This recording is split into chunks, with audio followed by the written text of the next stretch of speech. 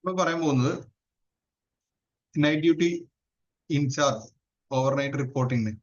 ഇപ്പൊ എല്ലാ ദിവസവും നമ്മളെ റിസപ്ഷൻ ചാർജ് ഉള്ള സ്റ്റാഫാണ് നൈറ്റ് ഡ്യൂട്ടി ചാർജ് ഉണ്ടാവുക. അതേപോലെ തന്നെ റിപ്പോർട്ട് പിറ്റേ ദിവസം മോർണിംഗിൽ റിപ്പോർട്ട് ചെയ്യേണ്ടത്. രാവിലെ അവരുടെ ഷിഫ്റ്റ് തീരുന്നതിന് മുമ്പ് ഒരു 1 hour ബിഫോർ ആണ് ഇത് പ്രിപ്പയർ ചെയ്യേണ്ടത്. പ്രിപ്പയർ ചെയ്യേണ്ട രൂപവും സംഗതികളാണ് ഇതിൽ താഴെ പറയുന്നത്. ഇതിൽ ഒന്ന് report header, date, shift starting time, ending time, ആരാണോ നൈറ്റ് ഡ്യൂട്ടി മാനേജ് ചെയ്യുന്ന ആള്, പുള്ളിയുടെ പേര്. ഓക്കെ, ദെൻ നെക്സ്റ്റ് രണ്ടാമത്തെ ടാസ്ക്, ഇതിന് വേണ്ടി നമ്മൾ ഒരു നോട്ട്ബുക്ക് വെച്ചിട്ടുണ്ടാവും. ഈ കണ്ടന്റ് ഒക്കെ ആ നോട്ട്ബുക്കിലേക്ക് കൊടുക്കുകയാണ് ചെയ്യേണ്ടത്. അതായത് നൈറ്റ് ഷിഫ്റ്റിൽ ന്യൂ പേഷ്യൻസ് ഉണ്ടോ, അഡ്മിഷൻ ഉണ്ടോ, ഉണ്ടെങ്കിൽ അവരുടെ patient I D, name, ward, admission time, എന്താണ് കാരണം അതിൽ എഴുതിക്കാം. അതേപോലെ തന്നെ ഡിസ്ചാർജ് ഉണ്ടോ, എമർജൻസി ട്രാൻസ്ഫർ ഉണ്ടോ, ഉണ്ടെങ്കിൽ ഡിസ്ചാർജ് ചെയ്യുന്ന പേഷ്യന്റ് ഐ ഡി നമ്പർ, പേര്, വാർഡ് അല്ലെങ്കിൽ റൂം, ഡിസ്ചാർജ് ടൈം, എന്തെങ്കിലും നോട്ട് ഉണ്ടെങ്കിൽ, സാധാരണ നോർമൽ ഡിസ്ചാർജ് അല്ലെങ്കിൽ വേറെ എന്തെങ്കിലും എമർജൻസി ട്രാൻസ്ഫർ എന്നൊക്കെ ഉണ്ടെങ്കിൽ ആ സംഗതികൾ കൊടുക്കാം. മൂന്നാമത്തെ പോയിന്റ്, എമർജൻസി കേസുകൾ ഏതെങ്കിലും ഹാൻഡിൽ ചെയ്തിട്ടുണ്ടോ, ഉണ്ടെങ്കിൽ എത്ര, അതാണ് അവിടെ കൊടുക്കേണ്ടത്. ഒരു കേസ് അല്ലെങ്കിൽ 3 കേസ് എന്നൊക്കെ പറയാം. പിന്നെ ക്രിട്ടിക്കൽ കേസുകൾ അതിന്റെ ബ്രീഫ് ചെയ്യാം. എന്തെങ്കിലും പേഷ്യന്റ് ക്രിട്ടിക്കൽ ആയിരുന്നു, അത് നമ്മൾ ഇവിടെ ഹാൻഡിൽ ചെയ്തു അല്ലെങ്കിൽ നെക്സ്റ്റ് ട്രാൻസ്ഫർ ചെയ്തു എന്നുള്ളത്, അവരെ പേഷ്യന്റ് ഐ ഡി, പേര്, കണ്ടീഷൻ എന്തായിരുന്നു, എന്ത് ആക്ഷനാണ് നമ്മൾ എടുത്തത്, ഫോളോ അപ്പ് എന്തെങ്കിലും ചെയ്യേണ്ടതുണ്ടോ. നെക്സ്റ്റ് അടുത്തൊരു point, staffing and department update. എല്ലാ ഡിപ്പാർട്ട്മെന്റുകളിലും സെർച്ച് ചെയ്യുക, ജസ്റ്റ് ഒന്ന് പോവുക, എന്നിട്ട് അവിടുത്തെ സ്റ്റാഫ് കൗണ്ട് നോട്ട് ചെയ്യുക. നഴ്സിംഗ് സ്റ്റാഫ് ടോട്ടൽ നമുക്ക് എത്ര പേരുണ്ട്, അതേപോലെ ഡോക്ടേഴ്സ് ഓൺ കാൾ ആരൊക്കെ ഉണ്ട്, അവൈലബിൾ ആരുണ്ട്. സ്റ്റാഫ് ഷോർട്ടേജ് ഉണ്ടെങ്കിൽ അത് നോക്കുക, എവിടെയാണ് ഉള്ളത്, എവിടെയാണ് സ്റ്റാഫ്, ഏത് സർവീസിലാണ് ആ ഒരു ഇഷ്യൂ ഉള്ളത് എന്ന് നോട്ടിഫൈ ചെയ്യാം. അഡീഷണൽ സപ്പോർട്ട് ആവശ്യമുണ്ടെന്നുണ്ടെങ്കിൽ ഇപ്പോൾ ഓരോ ഏരിയയിൽ ഇപ്പോൾ സ്റ്റാഫ് ഡേ ഷിഫ്റ്റ് അല്ലെങ്കിൽ മോർണിംഗ് ഷിഫ്റ്റിൽ കൂടുതലും നൈറ്റ് ഷിഫ്റ്റിൽ കുറവൊക്കെ ഉണ്ടെന്നുണ്ടെങ്കിൽ അത് റിപ്പോർട്ട് ചെയ്യാം. ഇന്ന ഇൻസിഡന്റ് വന്നിട്ടുണ്ടായിരുന്നു, അതുകൊണ്ട് ഈ ഒരു സമയത്ത് ഇങ്ങനെ ഉണ്ട്, ഇങ്ങനെ ആവശ്യമുണ്ടെന്ന് പറയാം. ഇല്ലെങ്കിൽ നോട്ട് അപ്ലിക്കബിൾ NA എന്നിട്ട് കൊടുത്താലും മതി. ഓക്കെ, പിന്നെയുള്ള ഫെസിലിറ്റി എക്യുപ്മെന്റ് ഇഷ്യൂസ്. അത് ഏതെങ്കിലും എക്യുപ്മെന്റ് നൈറ്റ് ഷിഫ്റ്റിൽ കംപ്ലൈന്റ് ആയി, അതുണ്ടെങ്കിൽ അത് കൃത്യമായിട്ട് നോട്ട് ചെയ്യുക. ഏത് എക്യുപ്മെന്റ് ആണ്, അല്ലെങ്കിൽ ഇന്ന സംഗതി വർക്ക് ചെയ്യുന്നില്ല എന്നുള്ളത് നോട്ട് ചെയ്യുക.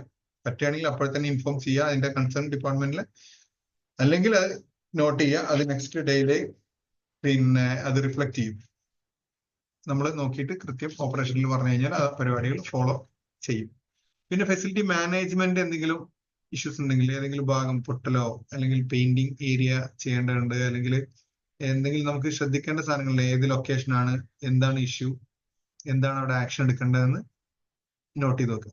ഇതിൽ 1-2 കാര്യങ്ങൾ കൂടുതൽ പറയാനുള്ളത്. ഒന്ന്, നമ്മുടെ വെള്ളത്തിന്റെ ഉപയോഗം. എവിടെയെങ്കിലും ലീക്കേജ് ശ്രദ്ധയിൽപ്പെടുക, ബാത്റൂമുകൾ, നമ്മളുടെ കോമൺ ബാത്റൂമുകൾ, അല്ലെങ്കിൽ ഹൗസ് കീപ്പിംഗ് സ്റ്റാഫിനോട് ചോദിക്കുക, എല്ലാ ബാത്റൂമുകളും നമ്മൾ നൈറ്റ് ഷിഫ്റ്റിൽ ഡബിൾ ചെക്ക് ചെയ്തിട്ടുണ്ടോ. അവിടെ ഇപ്പൊ സാധാരണ സംഭവിക്കുന്ന, ഇപ്പൊ നൈറ്റ് ഷിഫ്റ്റ് കഴിഞ്ഞ് ക്ലോസ് ചെയ്ത ബാത്റൂമുകളടക്കം നമ്മൾ ലീക്കേജ് കാണും. ലീക്കേജ് അല്ല, ജസ്റ്റ് ഫ്ലഷ് അടിച്ചിട്ട് ഇങ്ങോട്ട് പോരും. പിന്നെ ആ ഫ്ലഷിന്റെ ബട്ടൺ ജാം ആയതുകൊണ്ട് കംപ്ലീറ്റ് വെള്ളം നമുക്ക് മിസ്സായി പോകുന്നുണ്ട്. അത് ഇഷ്യൂ ഉണ്ടോ, ഹൗസ് കീപ്പിംഗ് സ്റ്റാഫിനോട് ഒന്ന് എല്ലാ ദിവസവും ചോദിക്കാം. ചെക്ക് ചെയ്തിട്ടുണ്ടോ എന്ന് ചോദിക്കുക. ചെക്ക് ചെയ്തിട്ടുണ്ടെങ്കിൽ ഉണ്ട്, ഇല്ലെങ്കിൽ ഇല്ല എന്ന് അവരെ റിപ്പോർട്ട് തരിക. പിന്നെ അതേപോലെ തന്നെ അൺവാണ്ടഡ് ആയിട്ടുള്ള ലൈറ്റ്, ഫാന്, AC ഇതെല്ലാം ഉപയോഗിക്കുന്നുണ്ടെങ്കിൽ എല്ലാ റൂമുകളും, നമ്മൾ ഉപയോഗിക്കാത്ത എല്ലാ റൂമുകളും ക്ലോസ് ആയിരിക്കണം എന്നുള്ളത് ശ്രദ്ധിക്കുക. ഉപയോഗിക്കുകയാണെങ്കിൽ ചെക്ക് ചെയ്യാൻ വേണ്ടിയിട്ട് എന്തെങ്കിലും നോക്കുകയാണെങ്കിൽ ജസ്റ്റ് ഓപ്പൺ ചെയ്യുക, നോക്കുക, ക്ലോസ് ചെയ്യുക. ലൈറ്റ്, ഫാന്, AC, ഈ സംഗതികൾ OP റൂമുകളാണെങ്കിലും എല്ലാം നോക്കുക. ഓക്കെ, അപ്പൊ അത് കൃത്യമായിട്ട് ചെയ്യുക.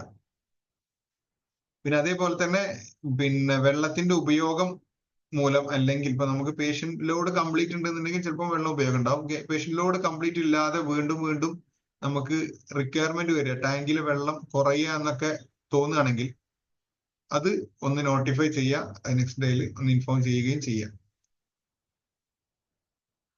പിന്നെ ഇൻസിഡന്റ് റിപ്പോർട്ട്, എന്തെങ്കിലും ഇൻസിഡന്റ് ഉണ്ടായിട്ടുണ്ടെങ്കിൽ, പിന്നെ പേഷ്യന്റ് റിലേറ്റഡ് എന്തെങ്കിലും ഇഷ്യൂ, ഒന്ന് പേഷ്യന്റ് തീരെ വയ്യാതെ അല്ലെങ്കിൽ ആ റേഞ്ചിലേക്ക് പോവുക, അല്ലെങ്കിൽ എന്തെങ്കിലും എക്സ്കലേഷൻസ് ഉണ്ടാവുക, എന്തെങ്കിലും ഇഷ്യൂ റേസ് ചെയ്യുക, ചിലപ്പോൾ മെഡിക്കോ ലീഗൽ കേസുകൾ വരിക. അപ്പൊ അതൊക്കെ ഉണ്ടെങ്കിൽ ഒന്ന് റിപ്പോർട്ട് ചെയ്യുക. പേഷ്യന്റ് ID, ഇൻസിഡന്റ് എന്താണെന്നുണ്ടെങ്കിൽ ഇമ്മീഡിയറ്റ് ആക്ഷൻ എടുക്കേണ്ടതുണ്ടെങ്കിൽ അപ്പോൾ തന്നെ റെലവന്റ് ആളുകൾക്ക് വിളിച്ച് അതിന്റെ നെക്സ്റ്റ് സ്റ്റെപ്പ് എന്ത് ചെയ്യണം എന്ന് ചോദിക്കാം.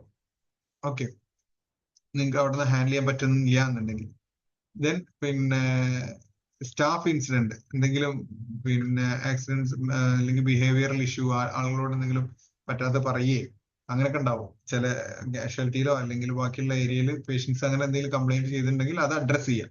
ആരാണ് അങ്ങനെ ചെയ്തിട്ടുള്ളത്, എന്താണ് ഇഷ്യൂ, എന്താണ് അതിന്റെ അഗെയിൻസ്റ്റ് ആക്ഷൻ എടുത്തിട്ടുള്ളത് എന്നുണ്ടെങ്കിൽ. പിന്നെ പേഷ്യന്റ് കെയർ കൃത്യമായിട്ട് കിട്ടുന്നുണ്ടെന്ന് ഉറപ്പുവരുത്തുക എല്ലാ പേഷ്യൻസിനും. പിന്നെ പേഷ്യൻസ് അണ്ടർ സ്പെഷ്യൽ കെയറിലുള്ള ആൾക്കാരുണ്ടെങ്കിൽ മോണിറ്റർ ചെയ്യേണ്ട രൂപം നമ്മൾ പിന്നെ കാഷ്വാലിറ്റിയിലോ അല്ലെങ്കിൽ ബാക്കിയുള്ള വാർഡിലോ അങ്ങനെ സ്പെഷ്യൽ കെയറോ അഡ്മിഷൻ അല്ലാത്ത സ്പെഷ്യൽ കെയർ കിട്ടേണ്ടതുണ്ടെങ്കിൽ അത് എത്ര പേരുണ്ടായിരുന്നു അല്ലെങ്കിൽ ആരൊക്കെയാണെന്ന് നോട്ട് ചെയ്യുക. ദെൻ കോഡ് ബ്ലൂ ഉണ്ടെങ്കിൽ, കോഡ് ബ്ലൂ എന്ന് പറഞ്ഞാൽ പിന്നെ ഈ ഹാർട്ട് അറ്റാക്ക് അല്ലെ അതുപോലുള്ള ഇഷ്യൂ കാരണം വരിക, അല്ലെങ്കിൽ കംപ്ലീറ്റ്ലി അൺകോൺഷ്യസ് ആയിട്ട് ആളുകൾ വരിക, അവരെ ട്രീറ്റ് ചെയ്യുന്ന ഏരിയയിൽ അങ്ങനെ കേസ് വന്നിട്ടുണ്ടോ ഉണ്ടെങ്കിൽ അതിനെടുത്ത ആക്ഷൻസ്, അത് എക്സാമ്പിൾ ഇവിടെ കൊടുത്തിട്ടുണ്ട്, അതേപോലെ തന്നെ നോക്കിയിട്ട് നോട്ട് ചെയ്ത് വെക്കാം. സപ്ലൈസ് ആൻഡ് ഇൻവെന്ററി, എവിടെയെങ്കിലും പിന്നെ മെറ്റീരിയൽസ് ഷോർട്ട്, ഇപ്പൊ നമുക്ക് നാളേക്ക് വേണ്ട മെറ്റീരിയൽസ്, ഇപ്പൊ ഫാർമസിയിലാണെങ്കിൽ അതിന്റെ ബാഗുകൾ, അതിന്റെ മെഡിസിൻ തന്ന സംഗതികൾ, എന്തെങ്കിലും ബ്രോഷേഴ്സ് ഉണ്ടെങ്കിൽ അത്, പിന്നെ ടോക്കൺ സ്ലിപ്പ് ആണെങ്കിൽ അത്, ഈ സംഗതികളൊക്കെ അതിൽ നോട്ട് ചെയ്യുക.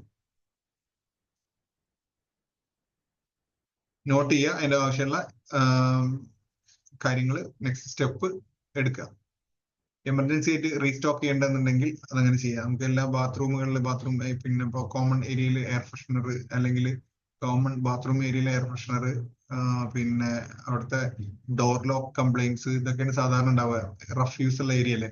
അതേപോലെ തന്നെ പിന്നെ ഇപ്പോൾ നമ്മള് ഹാൻഡ് വാഷ് സംഗതികൾ അതൊക്കെ റീസ്റ്റോക്ക് ചെയ്തിട്ടുണ്ടോ എന്ന് ഉറപ്പുവരുത്തുക. അതൊക്കെ ഹൗസ് കീപ്പിംഗിൽ ചെയ്യേണ്ടതാണ്, ഇല്ലെങ്കിൽ അത് നോട്ട് ചെയ്യാം. പിന്നെ സെക്യൂരിറ്റി ചെക്ക്, നമ്മുടെ ടൈം നൈറ്റ് ആയി കഴിഞ്ഞാൽ എല്ലാ റൂമുകളും മീൻസ് നമ്മൾ യൂസ്ഡ് അല്ലാത്ത, ബാക്കിയുള്ള പേഷ്യൻസ് ഉണ്ടെങ്കിൽ അവർ ക്ലോസ് ചെയ്യും. ഇല്ലാത്ത സംഗതികളൊക്കെ restricted areas complete, office area, ഈ ഏരിയകളൊക്കെ കംപ്ലീറ്റ് ക്ലോസ് ചെയ്തിട്ടുണ്ടെന്ന് ഉറപ്പുവരുത്താം. ഒരു സേഫ്റ്റി റൗണ്ട്സ് ഉണ്ടാവും, അത് നടന്നിട്ടുണ്ടെന്ന് ഉറപ്പുവരുത്തുക. എല്ലാ ഏരിയയിലും സെക്യൂരിറ്റി ഒന്ന് പോയി ചെക്ക് ചെയ്യേണ്ടതായിട്ടുണ്ട്. മോർണിംഗ് ഷിഫ്റ്റിൽ ഉണ്ടാവില്ല, നൈറ്റ് ഷിഫ്റ്റിലാണ് ഉണ്ടാവുക. പിന്നെ hand over, notes hand over ചെയ്തു എന്ന് ഉറപ്പുവരുത്തുക. എല്ലാ സംഗതികളും ഹാൻഡ് ഓവർ ബുക്കിൽ കൊടുത്തിട്ടുണ്ട് എന്ന് ഉറപ്പുവരുത്തുക. എന്തെങ്കിലും പെൻഡിങ് ഇഷ്യൂസ് ഉണ്ടെന്നുണ്ടെങ്കിൽ അത് എവിടെയാണ് നോട്ട് ചെയ്ത്, ഒക്കെ ജസ്റ്റ് ഈ ബുക്കിൽ ഇങ്ങനെ ജസ്റ്റ് നോട്ട് ചെയ്യണം. പെൻഡിങ് ഇഷ്യൂ ഉണ്ട്, അത് noted in hand over book എന്നുള്ളത് നോട്ട് ചെയ്ത് വെക്കുക. അഡീഷണൽ എന്തെങ്കിലും ജനറൽ ഒബ്സർവേഷൻസോ അത് കൂടാതെ എന്തെങ്കിലുമൊക്കെ ഉണ്ടാവുകയാണെങ്കിൽ അത് observations regarding the patient flow, അല്ലെങ്കിൽ ഇപ്പോൾ ഏതെങ്കിലും ദിവസം കൂടുതൽ പേഷ്യൻസ് ബുക്കിംഗ് വരിക, അപ്പൊ അതിന് വേണ്ട കാര്യങ്ങൾ മോർണിംഗിൽ ചെയ്തു വെക്കണം എന്നുള്ള കാര്യങ്ങൾ പറയാം.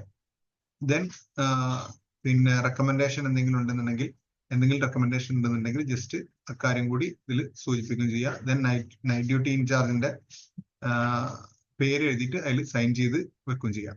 ഇത്രയും കാര്യങ്ങളാണ് നൈറ്റ് ഡ്യൂട്ടി ഇൻചാർജ് ആ സമയത്ത് ശ്രദ്ധിക്കേണ്ടത്. പിറ്റേ ദിവസം അത് ഓപ്പറേഷനിൽ ഏൽപ്പിക്കുക.